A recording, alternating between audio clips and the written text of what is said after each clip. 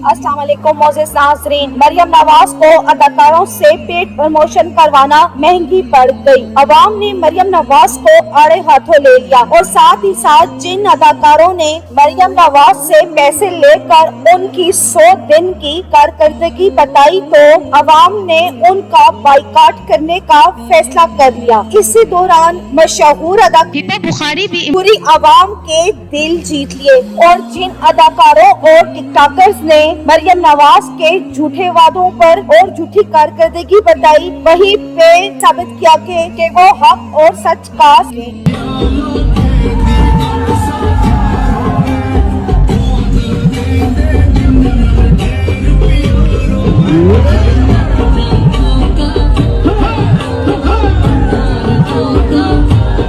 हम सबके सामने है।